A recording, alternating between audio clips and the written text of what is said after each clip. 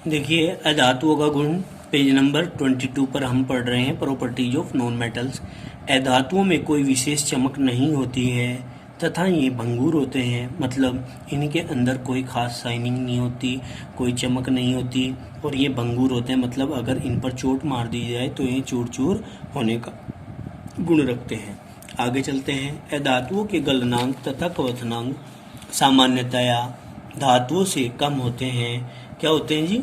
इनके गलनांक और क्वथनांक सामान्यतः धातुओं से कम होते हैं। ठीक है, अब आगे चलते हैं। ये विद्युत के कुचालक होते हैं, किंतु ग्रेफाइट इसका अपवाद है।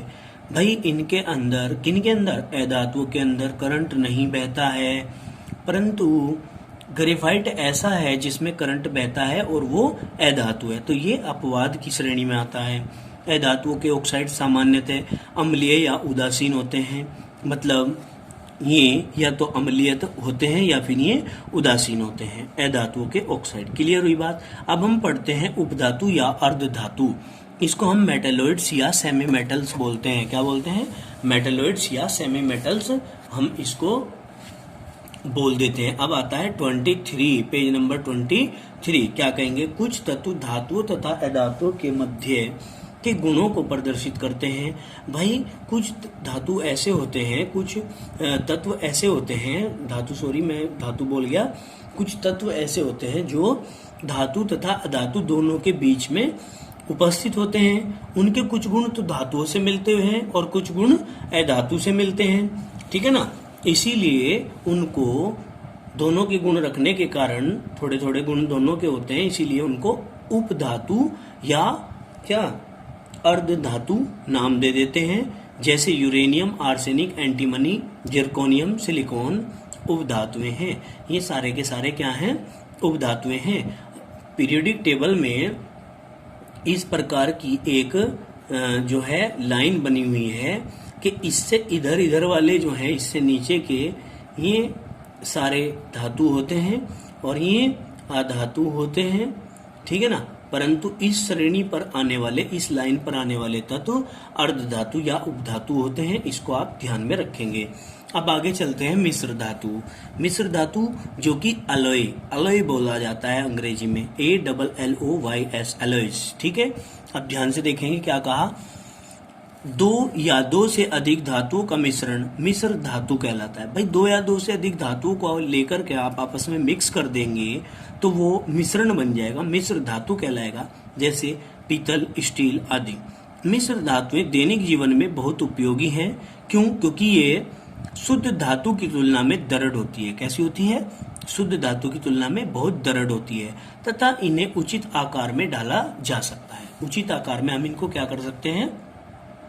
ढाल सकते हैं। अब आगे देखेंगे यौगिक। यौगिक होता है कंपाउंड। क्या? कंपाउंड। भाई वे पदार्थ जिन्हें रासायनिक विधियों द्वारा सरल अवयवों में विभाजित किया जा सकता है। भाई यौगिक क्या होते हैं? वे पदार्थ होते हैं जिन्हें रासायनिक विधियों द्वारा सरल अवयवों में विभाजित नहीं किया जा सकता, मतलब उनको आगे नहीं किया जा सकता है। यौगिक क्या होते हैं? जिनको भाई तत्व थे, तत्वों को नहीं तोड़ा जा सकता था, लेकिन यौगिक जो होते हैं, यौगिकों को हम आगे सरल पदार्थों में, अवयवों में तोड़ सकते हैं, विभाजित कर सकते हैं, किंतु भौतिक विधियों द्वारा विभाजित नहीं कर सकते। ठीक है ना? ये ध्यान रखना है। रासायनिक विधियों द्वारा विभाजित कर सकते हैं, भौतिक विधियों द्वारा विभाजित नहीं कर सकते, यौगिक कहलाते हैं। जैसे H2O को विद्युत अपघटन रासायनिक विधियों से कराने पर H2 तथा O2 प्राप्त होती है। भाई H2O का विद्युत अपघटन हम करा दें, ठीक है ना, तो क्या होगा? रासायनिक अपघटन कराएंगे तभी तो ये H2 और O2 प्राप्त होगी। दो या दो से अधिक तत्वों के निश्चित अनुपात में संयोग से यौगिक बनते हैं। जब दो या दो से अधिक पदार्थों को, तत्वों को एक निश्चित अनुपात में, एक डेफिनेट प्रोपोर्शन में अगर हम एडिशन करा दें, योग करा दें, तो कंपाउंड का निर्माण होता है। यौगिक दो भागों में बांटा गया है। कौन कौन से? नंबर 1 कार्बनिक यौगिक, दूसरा अकार्बनिक यौगिक। ठीक है ना? कौन कौन से? एक तो क्या होता है? कार्बनिक यौगिक होता है और एक अकार्बनिक यौगिक होता है। कार्बनिक यौगिक चूंकि अपने नाम से ही अपने आप को बता रहा है, कार्बन मतलब ऑर्गेनिक, मतलब ऑर्गेनिज्म, मतलब जीवधारी, जीवधारियों से प्राप्त होने वाले क्या कहेंगे, हाइड्रोकार्बन तथा उनके व्युत्पन्न सामूहिक रूप से कार्बनिक यौगिक कहलाते हैं। ये सामूहिक रूप से क्या कहलाते हैं भाई, कार्बनिक यौगिक कहलाते हैं। For example CH4, CH3, COOH, CH3OH, ये है। ठीक है, क्लियर हो गया। अब आगे चलते हैं। अकार्बनिक यौगिक मतलब इनऑर्गेनिक कंपाउंड, मतलब ए माने अनुपस्थित, कार्बनिक माने कार्बन, मतलब जिनके अंदर कार्बन अनुपस्थित होता है, कार्बन नहीं होता। कार्बनिक यौगिकों के अंतर्गत अन्य सभी यौगिक अकार्बनिक यौगिकों में वर्गीकृत किए जाते हैं। कार्बनिक यौगिकों को छोड़ दो, ठीक है, नहीं, उनके अलावा जितने भी बचे वे सारे के सारे अकार्बनिक यौगिकों में ही बांटे गए हैं। क्लियर हुई बात।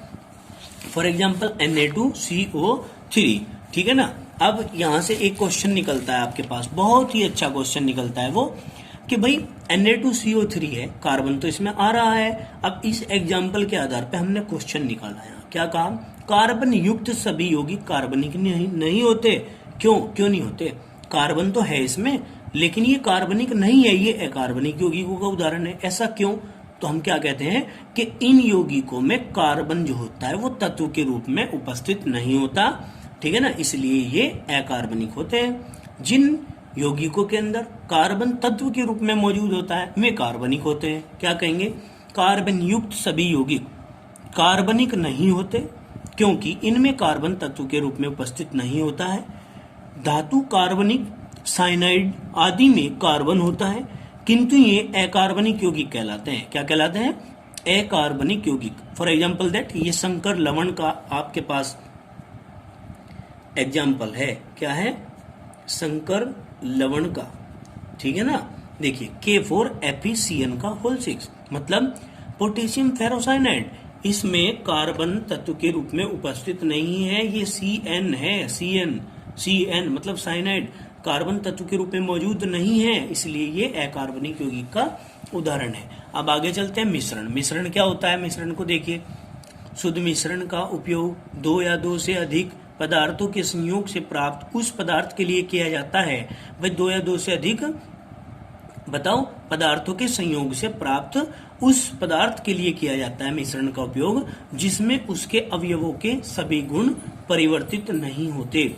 अवयवों के सभी गुण परिवर्तित नहीं होते, गुण नहीं बदलते, ठीक है ना, तथा पदार्थ अपने अवयवों के सभी गुण प्रदर्शित करता है। भाई अगर आपके पास यूरिया है, यूरिया का फॉर्मूला क्या हो गया, यूरिया का फॉर्मूला हो गया NH2CONH2।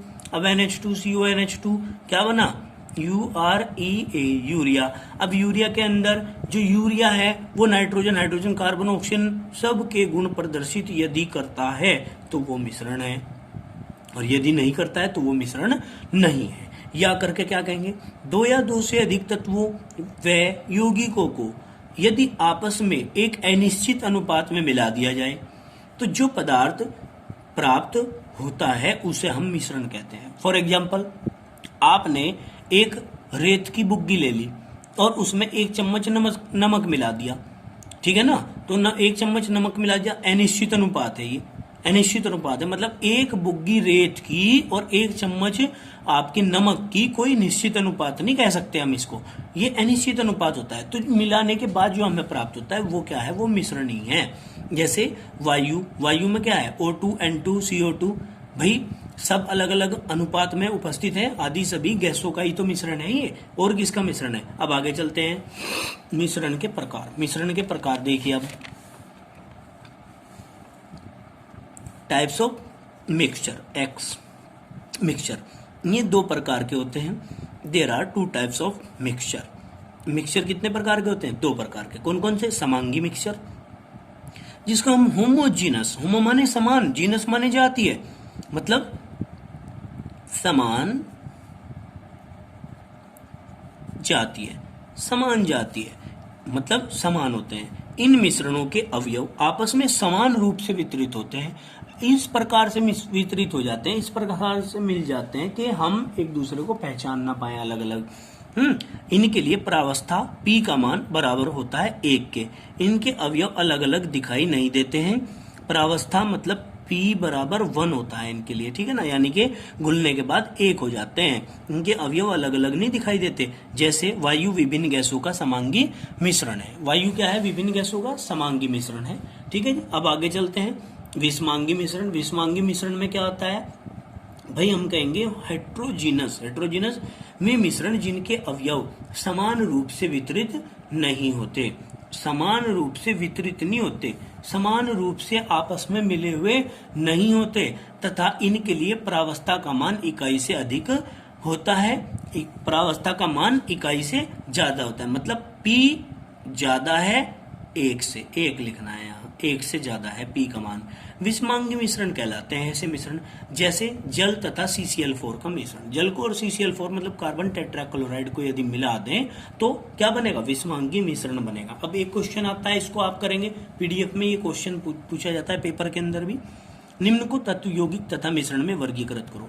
भाई बंद बर्तन में शुद्ध वायु भर रही है तो समांगी मिश्रण है ना।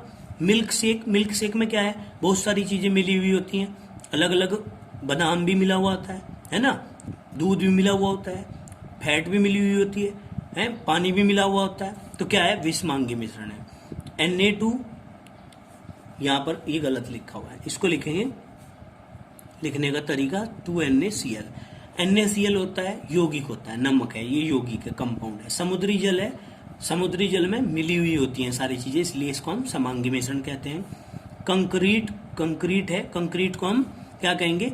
विषमांगी मिश्रण है। कंक्रीट होता है जो हमारे घरों के लेंटर में डलता है, उसको रेत, बजरी, कंकड़, पत्थर, पानी, सीमेंट, है ना, ये होता है विषमांगी। शीतल पेय की बोतल, पेस लिख दिया बहन जी ने, यहाँ लिखेंगे पेय की बोतल। शीतल पेय की बोतल मतलब ठंडी बोतल, ये भी विषमांगी मिश्रण है, ठीक है। उसमें भी गैसें मिली हुई होती हैं, जब ढक्कन खोलते हैं तो बुलबुले उठते हैं, ठीक है। ये बातें आपकी समझ में आ गई होंगी।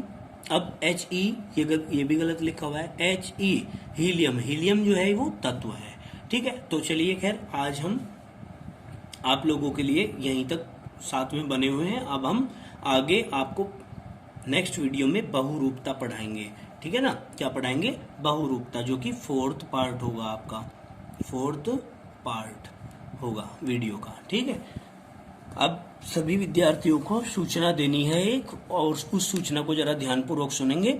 विद्यार्थी लोगों की जो बुकें हैं वो बुकें अपने पहले जो पढ़ चुके भैया बहन उनसे वो ले सकते हैं, और जो उनसे नहीं मिलती हैं तो वो इंस्टीट्यूट से ले सकते हैं। 2-4 दिन में आपकी बुक आ जाएंगी, ठीक है ना। धन्यवाद। और सभी विद्यार्थी मेहनत करके पढ़ाई करेंगे, हंसते रहेंगे, मुस्कुराते रहेंगे और सभी को हंसाते भी रहेंगे।